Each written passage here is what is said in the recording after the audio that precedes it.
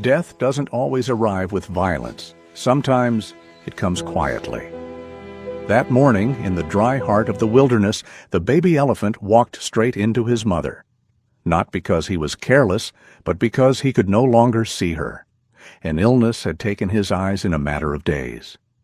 As the herd moved on, his mother was left behind, facing a choice nature never forgives: follow the herd and survive, or stay and save her child. And then, in a moment of pure desperation, the elephant did something no one expected. She turned toward humans and begged them to help.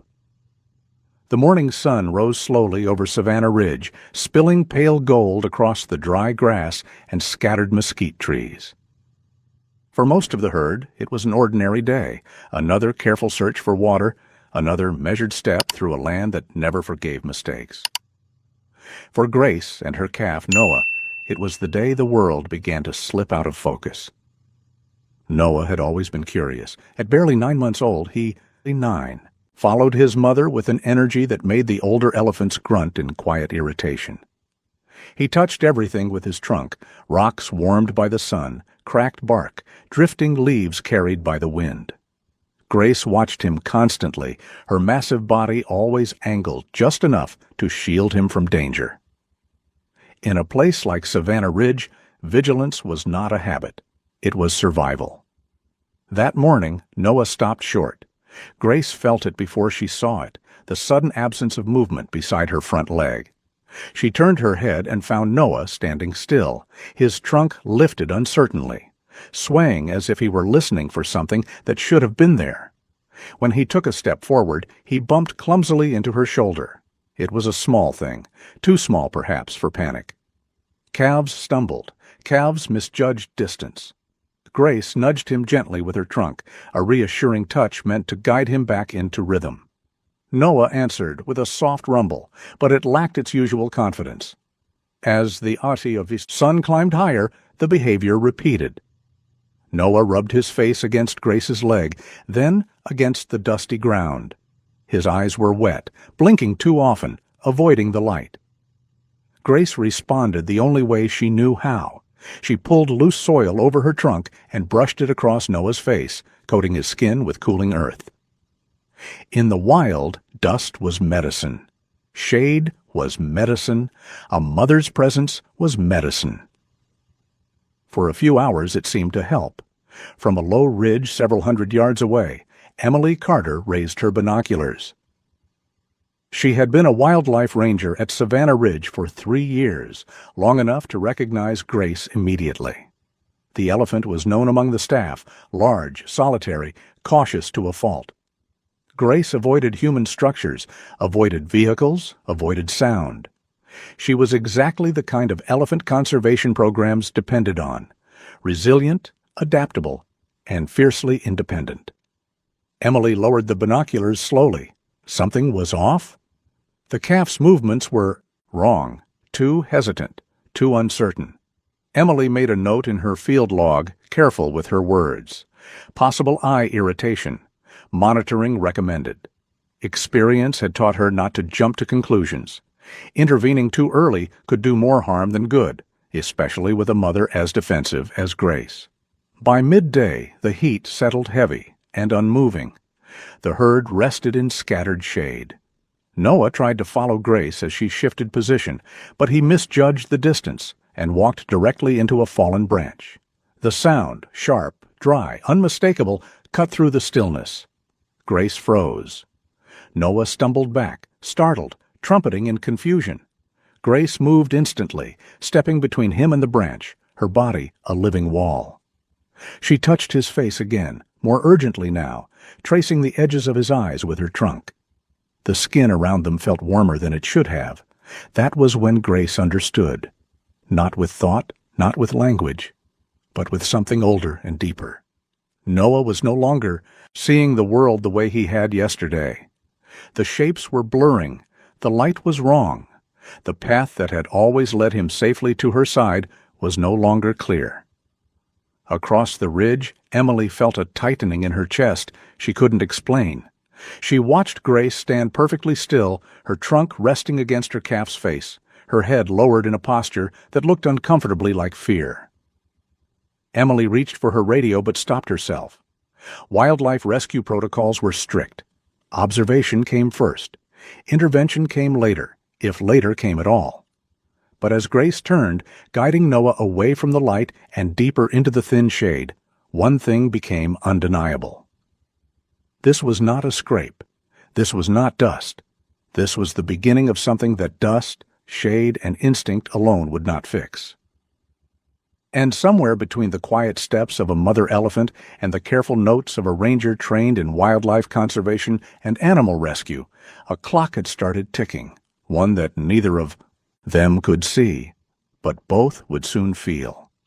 By the second morning, the change was no longer subtle. Noah woke before the sun, restless and uneasy. He shifted his weight from foot to foot, his trunk sweeping the air instead of the ground, as if searching for something that should have been obvious. When Grace rose and took a step forward, Noah followed. But too late. He walked into her hind leg with enough force to make him cry out. Grace turned sharply, alarm surging through her massive frame. She pressed her forehead to his, breathing low and steady, trying to calm him. But when she pulled back, the sight struck her with quiet brutality. Noah's eyes had changed. What had been dark and alert only days ago was now clouded, pale at the center, as if a thin white film had crept across the surface overnight. He blinked repeatedly, confused, his eyelids trembling against light that now seemed to hurt rather than guide him. Grace reacted the only way a mother could. She positioned herself so that Noah was always touching her, his shoulder against her leg, his head brushing her chest. When he tried to walk, she moved with him, adjusting her pace to his uncertainty. Each step became a negotiation with the ground. From her vantage point, Emily Carter felt the shift immediately. She had returned at first light, binoculars in hand, hoping she'd imagined the signs the day before. But as she watched the calf move, hesitant, misaligned, drifting off course, her professional instinct hardened into concern. "This isn't just irritation," she murmured. Emily radioed the field station, requesting a consult. Within the hour, Dr. Michael Harris, the senior wildlife veterinarian assigned to the region, reviewed the footage Emily transmitted. He didn't rush his words. Experience had taught him restraint. "Clouding like that suggests infection," he said carefully. "Possibly severe keratitis, maybe exposure to plant toxins. If it's progressing this fast, vision loss could be permanent." Emily swallowed. "What are our options?" "Right now, observation. If the mother keeps him safe, we wait. If the calf deteriorates, or if outside threats appear, we reassess." Outside threats were never theoretical at Savannah Ridge. By midday, Noah's condition worsened. He no longer reacted when birds lifted suddenly from the brush. When the wind shifted, he startled, swinging his trunk in confusion. Dust clung to his face, settling into the moisture around his eyes. Grace cleaned him constantly, brushing, nudging, shielding, but nothing slowed the advance of the white haze. Then the tracks appeared. Emily noticed them first. Bootprints where none should have been, pressed into soft earth near the outer boundary. Nearby, a crushed plastic bottle reflected the sun. She crouched low, her pulse quickening. Poachers? Not the desperate kind, but the organized kind. Men who studied animal behavior, who knew that a sick calf could immobilize an entire adult elephant. In the illegal wildlife trade, vulnerability was currency. A single misstep could mean tranquilizers, transport, and a future that ended behind steel bars. Emily reported the findings immediately. The response was cautious but clear.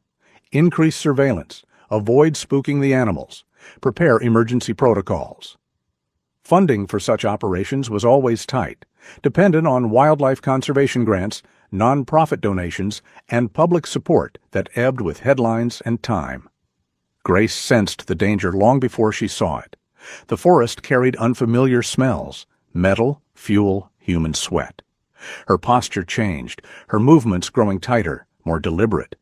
She kept Noah pinned against her side, her ears spread wide, listening. Late that afternoon, Noah stumbled again, this time toward a shallow drop he could not see. Grace lunged, catching him just in time. The effort sent a shudder through her body, a reminder that even her strength had limits. Emily watched the nears fall through her scope, her breath caught in her throat. She understood then that waiting was no longer neutral. Waiting had become a risk. Dr. Harris arrived before dusk, stopping his vehicle well short of the herd's range. He observed in silence, his expression grave. "If infection spreads," he said finally, "we could be looking at complete blindness. And a blind calf doesn't survive out here." Emily nodded. She knew the numbers. She knew the outcomes. She also knew that emergency veterinary care for wildlife came with no guarantees, only difficult choices and narrow windows. As the sun dipped low, turning the dust red, Grace guided Noah deeper into the thinning shade. She stood over him as night crept in, her body a fortress against darkness she could sense but not fight. And for the first time since Noah's birth, Grace did not sleep. Somewhere beyond the ridge, unseen eyes were watching. Somewhere closer, human hands debated action versus restraint.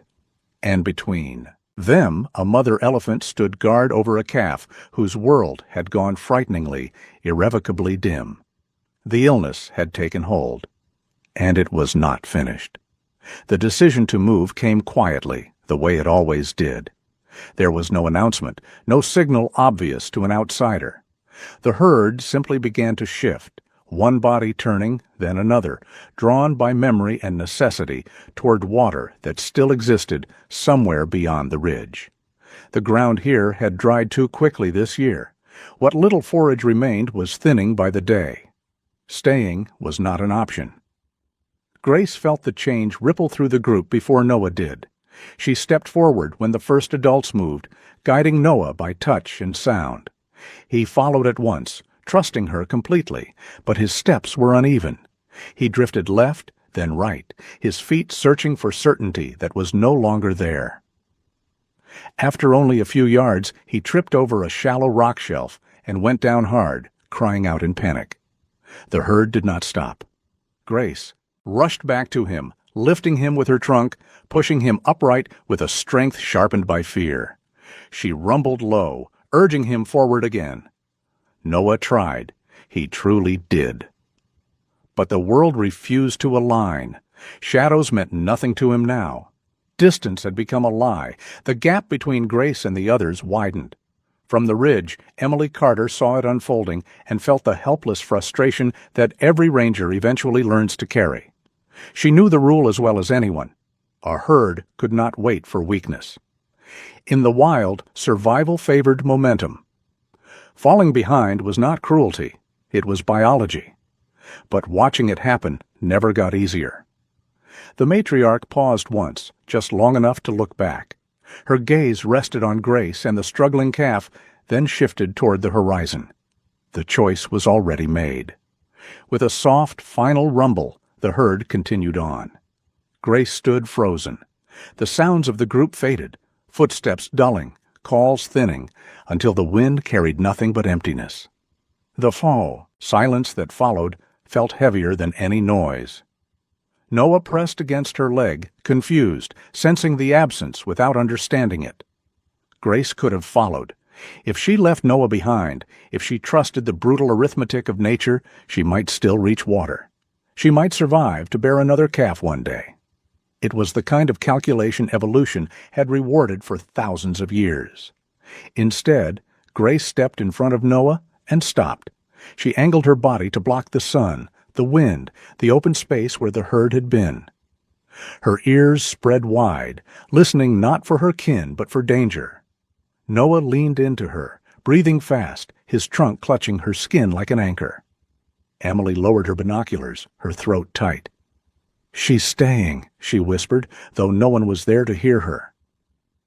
Dr. Harris arrived shortly after, parking well out of sight. He watched in silence, the lines in his face deepening. "A lone mother with a blind calf," he said finally. "That's a worst-case scenario." Emily nodded. She was already running through contingencies, emergency veterinary care, temporary holding options, the limited funds available through wildlife conservation programs that were already stretched thin. None of it solved the immediate problem. Grace guided Noah toward a patch of shade near a dry wash. Each step was slow, deliberate. She placed his feet for him when she could, her trunk acting as eyes he no longer had. The effort drained her. Without the herd's movement, there would be no shared vigilance, no communal defense, and threats were closer than ever. Emily's radio crackled softly with updates from another ranger. Unfamiliar vehicles spotted near the outer boundary. The message was clear without being spoken aloud. Poachers knew how to read situations like this. A separated elephant was an opportunity measured in dollars and risk, high value, high reward. In the illegal wildlife market, a single elephant could be worth more than most. People earned in a lifetime. The economics were ugly but real. Stopping it required resources, trained teams, surveillance equipment, even legal aid to prosecute offenders. All of it depended on funding that came from public support, nonprofit donation campaigns, and the same financial systems that advertised health insurance and emergency medical care to people who never thought twice about where their money went. Grace, of course, knew none of that. She only knew that the ground was growing hotter, that Noah was trembling, and that the forest no longer felt like shelter. As the sun slid lower, she positioned herself between her calf and the open land, standing motionless for hours. That night, no distant rumbles answered her calls. The herd was gone, and with them, the last illusion that this would resolve on its own. Grace had chosen her son over the safety of numbers. It was a choice born of instinct, not hope. But as darkness settled over Savannah Ridge, even instinct could not tell her how to protect a calf who could no longer see the world that was closing in around them. Somewhere beyond the trees, human eyes were watching, measuring, planning, deciding. And for the first time in her life, Grace was alone. Night settled over Savannah Ridge without mercy. The heat of the day lingered in the soil, radiating upward long after the sun disappeared. Crickets filled the silence at first, then cicadas, then the distant calls of animals moving with purpose in the dark. Grace remained standing, her legs locked, her body angled toward the open ground where the herd had vanished hours earlier. Noah could not see the night. He could only feel it. He shifted constantly, unsettled by sounds that came without shape or warning. Each rustle in the brush made him flinch.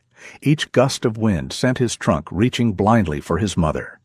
Grace responded every time, touching him, guiding him back to her chest, murmuring low, steady rumbles meant to calm his racing heart. But fear travels faster than reassurance. Sometime after midnight, Noah cried out sharply and stumbled forward, disoriented. Grace caught him, but the movement carried him too close to the edge of a shallow ravine carved by seasonal runoff. It was not deep, but deep enough. One more step, one moment of confusion, and Noah would have fallen headfirst into darkness he could not understand. Grace pulled him back hard. The sudden motion scraped Noah's face against the rocky ground. He screamed, a thin, piercing sound that echoed through the trees. Grace froze, her trunk hovering over his eyes. Fresh dust clung to the moisture there, grinding into already damaged tissue. From a patrol trail nearly half a mile away, Emily Carter stopped walking. She had been making slow rounds, careful to keep her distance, when the sound reached her, wrong, sharp, unmistakably distressed. Years of training cut through exhaustion instantly. That was not a normal calf call. That was panic. Emily broke protocol and moved closer. She stayed downwind, every step calculated. As she reached a rise overlooking the dry wash, she saw Grace standing rigid, her body tense beyond anything Emily had witnessed before. Noah pressed against her chest, shaking. Then Emily heard it, a low mechanical hum, brief, distant, and completely out of place. Emily's stomach dropped. She scanned the tree line and caught a flash of movement above the canopy. A small drone, barely visible against the night sky, hovered for a moment before veering away. It wasn't park equipment. It wasn't research. It was surveillance. Poachers didn't rush anymore. They observed. They waited for the right moment, when fear, fatigue, and isolation did the work for them. A blind calf anchored a mother in place. It was a cruel equation, but a profitable one.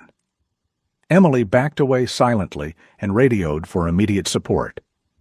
"Possible hostile activity," she whispered. "Mother and calf at risk. Situation escalating." Dr. Michael Harris responded from the station, his voice tight. "I'm on my way, but Emily, do not attempt contact. If she charges—" "I know," Emily said. "I won't spook her." Grace sensed the change in the air even before the faint smell of fuel reached her. Her ears flared wide. Her breathing deepened. Every instinct screamed danger. She shifted, placing herself fully between Noah and the direction the sound had come from. Noah whimpered, his face streaked with tears and dust. He rubbed his eyes again, harder now, the pain relentless. Grace tried to stop him gently, but her touch came too late. The damage was done. By the time Dr. Harris arrived at a safe distance, Noah's eyes were visibly worse, more swollen, more clouded. In the low beam of a filtered flashlight, the white haze looked thicker, angrier. "This isn't just the illness anymore," Harris said quietly over the radio. "Secondary trauma. Infection risk just skyrocketed." Emily swallowed. "Can we treat him out here?" Harris shook his head, though she couldn't see it. "Not safely. We need controlled conditions, emergency veterinary care, and even then, I can't promise outcomes." Grace shifted her weight, restless, exhausted. She had not eaten properly in days. She had not slept. The forest, once her ally, had become a maze of threats her son could not see, and she could not fight alone. Another sound cut through the night, this one unmistakable. An engine, far off but approaching. Grace rumbled deeply, a warning that rolled through the ground. Emily felt it vibrate in her chest. The message was ancient and clear. Stay back. But the danger was no longer only animal against animal. It was human against opportunity. Emily looked at Grace, really looked at her, standing alone with a calf who could not see the stars above him. The conservation textbooks did not prepare her for this moment. Neither did policy manuals nor budget meetings about funding gaps and liability. Insurance and the rising costs of protecting wildlife in a world that measured everything in profit. Grace did not know about insurance plans or security systems or the economics of protection. She knew only this. The forest could not save Noah, and as the unnatural sounds crept closer through the dark, the line between fear and desperation began to blur, just like Noah's world had days before. Dawn came without relief. The light revealed what the night had hidden, how far Grace had drifted from the center of her world. The trees were thinner here, the ground harder, the air carrying the faint, persistent scent of humans. For years she had kept her distance from these places, teaching herself where the forest ended and danger began. This was the line she had never crossed. Noah stood pressed against her chest, his legs trembling with fatigue. His eyes were swollen now, the pale cloudiness no longer subtle, but unmistakable. When he tried to step away from her, he faltered, immediately panic flooding his small body as the world failed to make sense. Grace caught him every time. Emily Carter watched from behind a cluster of rocks, her muscles stiff with restraint. She had spent the night coordinating quiet patrols, rerouting staff, and calling in favors that would later require paperwork, approvals, and explanations to supervisors who would ask about budgets, liability, and risk management. None of that mattered right now. Dr. Michael Harris crouched beside her, scanning the area with binoculars. "They're testing us," he said quietly. "The drone last night, the engine noise, they're gauging response time." Emily nodded. "I found this at first light." She held up a plastic bag containing salt blocks mixed with cut fruit. The smell was wrong. Chemical. Sedative-laced bait. Harris exhaled slowly. They want Grace to panic or get close enough to make a mistake. Grace lifted her head suddenly, ears spread wide. She had caught the same scent. Her body tensed, the instinct to charge coiling through her muscles. Noah sensed it too and cried out, his voice cracking with fear. Grace stilled herself. She turned away from the forest. The movement was subtle, almost hesitant, but Emily felt her breath catch. Grace took a step toward the open stretch of land that led, not into trees, but toward the faint outline of buildings far in the distance. The Wildlife Medical Station, the place she had avoided her entire life. Harris stared. She's choosing us. Emily felt the weight of it settle into her chest. Grace wasn't running from danger anymore. She was moving toward the only option that might save her calf. Each step was measured. Grace kept her body between Noah and every unfamiliar sound, stopping often to let him find her by touch. The closer they came to human ground, the louder Noah's distress became. The smells were overwhelming. Oil, metal, old concrete warmed by the sun. Grace paused. This was the boundary, the invisible border drawn by memory and fear. Beyond it lay vehicles, fences, people. Beyond it lay everything elephants learned to avoid to stay alive. Behind her, the forest no longer offered protection. Somewhere within it, men waited with tools designed to overpower animals much larger than themselves, backed by money, transport routes, and the cold certainty of profit. Grace did not understand those systems, only that they existed, relentless and patient. Noah stumbled forward and nearly fell again. Grace reached out, pulled him close, and made a sound she had never made before, low, broken, uncertain. Not a warning, not a threat, a plea. Emily stepped into view slowly, hands empty, heart pounding. She stayed far enough away to give Grace space, remembering every safety protocol she had ever learned. Emergency response training emphasized caution, de-escalation, and respect, principles that applied as much to frightened animals as they did to people facing crisis. Harris followed, kneeling deliberately, making himself smaller.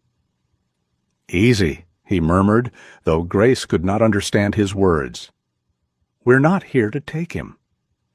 Grace's eyes never left Noah. For a long moment, no one moved. The air felt charged, fragile. One wrong decision could shatter everything, send Grace into a defensive charge that no amount of medical insurance, emergency planning, or security systems could undo.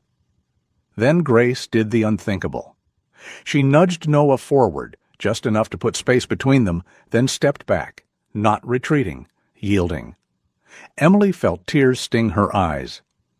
"She's trusting us," she whispered. Harris nodded, his voice barely audible.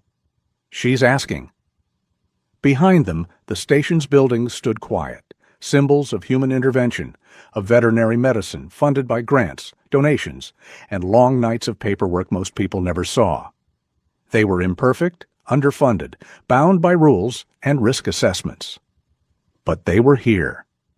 Grace stood motionless, her massive frame tense but controlled, watching as the line she had never crossed dissolved beneath her feet.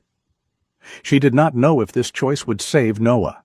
She only knew that doing nothing would not. And in that fragile space between two species, between fear and hope, Grace waited for an answer. No one spoke. The space between Grace and the people felt fragile, stretched thin like glass under pressure.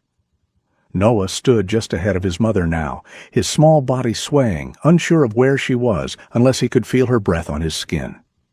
He reached out with his trunk, searching. Grace did not step forward. She held herself still, muscles tight, every instinct screaming at her to close the distance again. She did not. Emily Carter had spent years learning how animals reacted under stress, how fear sharpened movements, how one sudden gesture could turn caution into chaos. Still, nothing prepared her for this moment. She had seen injured animals flee, charge, collapse. She had never seen one offer its young. Dr. Michael Harris lowered himself to one knee, then another, moving so slowly it barely registered as motion. His hands were open, empty. No tools, no ropes, no restraints. Just skin and breath and patience. In emergency veterinary care, there were moments for speed and moments for stillness. This was the latter. Noah cried softly, a sound that cut through the morning air. Grace answered with a low rumble that vibrated through the ground, guiding him. He turned slightly toward her voice, but the effort exhausted him. He stood there, trembling, caught between fear of the unknown and trust in the only thing that had ever kept him safe.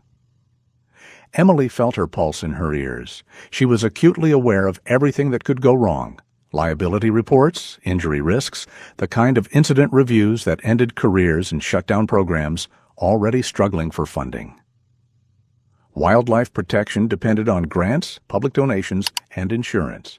Policies that assumed people followed rules. None of those systems accounted for moments like this. Harris inched closer. He stopped when Grace shifted her weight, her ears flaring wide. For a heartbeat, Emily thought it was over. That instinct would win, that Grace would surge forward and take Noah back into the forest, even if it meant losing him. Instead, Grace did something else. She took one deliberate step backward. It was not fear. It was not surrender. It was calculation born of desperation. Grace was creating space for humans to act without threatening her calf.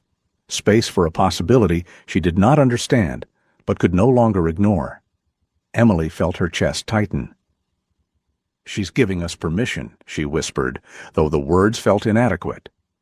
Harris reached Noah at last. He did not touch him immediately. He let the calf smell his hands, feel the warmth of a body that was not his mother's, but was not attacking either. Noah flinched, then froze. His trunk brushed Harris's sleeve, tentative, confused. Grace watched every movement. When Harris finally examined Noah's eyes, the damage was impossible to deny. The cloudiness was dense now, the tissue inflamed and angry. This was no longer a slow illness. This was an emergency spiraling toward permanence. "We're out of time," Harris murmured to Emily. "If we don't treat him soon, we lose whatever chance is left." Before Emily could respond, a sharp sound cracked through the air. Not close, not immediate, but unmistakable. An engine backfiring, or something worse. Grace reacted instantly, a deep, thunderous rumble rolling from her chest. She stepped forward half a pace, ready to reclaim Noah at any cost. Emily's heart lurched. Every plan hinged on seconds like these. Harris did not move away. He raised his hand slightly, steady, grounded. "Easy," he said softly. His voice carried calm, not command. Emily scanned the tree line. Nothing visible. But the message was clear. They were being watched. The men who followed weakness were still nearby, measuring distance, waiting for panic. Grace hesitated. Then Noah turned his head. At the sound of Grace's voice, faint and strained, he oriented himself toward her. Not perfectly, not confidently, but enough. It was a small movement, almost nothing. But Harris saw it, and so did Emily. "There," Harris breathed. "He still has response. Not much, but it's there." Hope did not explode into the moment. It seeped in slowly, cautiously, like light through heavy cloud cover. Fragile, conditional. Grace stood over them now, close enough that Emily could feel the heat radiating from her massive body. She did not interfere. She did not retreat. She stood guard. This was not trust in humans. This was faith in necessity. Emily realized then that Grace was not begging with sound or gesture. She was begging with restraint, with the hardest thing an animal like her could offer: control. Behind them, the Yowie station doors stood open, stocked with supplies paid for through conservation grants, donor-funded programs, and budgets that never felt large enough when moments like this arrived. The tools inside could help, but only if they got Noah there safely. Grace lifted her head and looked at Emily, her gaze dark and steady. The message was unmistakable. Do not fail him. And as the unnatural sounds beyond the trees grew closer, the fragile alliance between mother and human tightened, balanced on the edge of time, fear, and the smallest remaining chance to save what the illness had not yet taken. The treatment room was never meant for moments like this. It was built for sedated animals, for controlled procedures, for time to assess, to plan, to document every step for reports that justified funding, insurance coverage, and continued operation. Noah's arrival shattered that illusion. There was no sedation strong enough to calm a calf who could not see, no protocol written for a mother who refused to leave his side. Grace stood just outside the open bay, her head lowered, her trunk resting against the metal frame. Every sound inside reached her. Footsteps, whispered instructions, the soft clink of instruments. She did not understand their purpose, but she understood urgency. Dr. Michael Harris worked quickly, his movements precise but gentle. He flushed Noah's eyes with sterile solution, clearing away layers of dust, infection, and debris. What remained beneath made his breath catch. "There's damage," he said quietly to Emily. "Significant. But—" He leaned closer, checking reflexes again. "The optic nerve isn't fully gone." Emily felt her knees weaken. "You're sure?" "As sure as I can be without imaging we don't have," Harris replied. "There's a window, a small one." A window meant possibility. It also meant pressure. To preserve what little vision remained, Harris needed a specific medication kept in a secure storage unit across the compound, temperature-controlled, inventoried, logged for compliance and liability. It was the kind of safeguard designed to satisfy audits and protect the station's legal standing. It was also locked. Emily didn't hesitate. She grabbed the keys and ran. Outside the gate, the desert air felt sharp in her lungs. She reached the utility vehicle and turned the ignition. The engine roared to life, and then died. Her heart slammed. She tried again. The engine coughed weakly. A shadow moved near the fence line. Emily's training kicked in. She shut the door quietly and stepped away, keeping her phone hidden as she moved toward cover. Two figures emerged from the brush, their movements deliberate, confident, not lost hikers, not researchers, poachers. They spoke in low voices, scanning the compound. One pointed toward the treatment bay. Emily's pulse thundered in her ears. If they reached Grace now, chaos would erupt.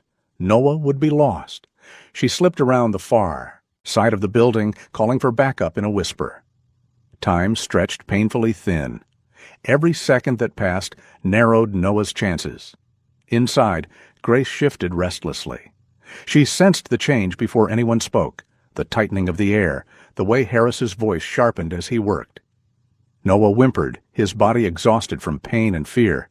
Grace rumbled softly. Noah responded. It was barely noticeable, a faint turn of his head, a slight adjustment toward her voice. Harris froze. "Did you see that?" he whispered. Grace rumbled again, deeper this time.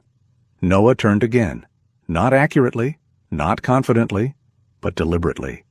Harris felt something loosen in his chest. "He's orienting," he said. "He can still perceive something." Hope, fragile as glass, settled into the room. Minutes later, a vehicle screeched to a halt outside. Emily burst through the door, breathless, clutching the medication. "They're close," she said. "We don't have much time." Harris nodded and worked faster. He administered the treatment with practiced care, knowing full well that emergency medical care for wildlife rarely came with guarantees, only informed risks. He documented nothing. There would be time for that later, if later came. Outside, Grace stood like a living wall, blocking the entrance, her presence unmistakable. Any approach now would be met with force. The poachers lingered at the perimeter, calculating odds that no longer favored them. Sirens sounded in the distance, support finally arriving. They vanished into the brush. As the last dose was administered, Noah sagged with exhaustion. Harris stepped back, wiping his hands. "We've done what we can," he said softly. Now we wait. Grace lowered her head and touched her calf, her trunk brushing his face with infinite care. Noah leaned into her, breathing slow and uneven, but calmer. The window had not closed. It had not widened either. But it existed. And sometimes, in a world governed by loss, that was enough to keep going. Morning arrived quietly, as if the land itself were holding its breath. A pale light crept across Savannah Ridge, touching the dust, the scrub, the low buildings of the station that had become a fragile refuge.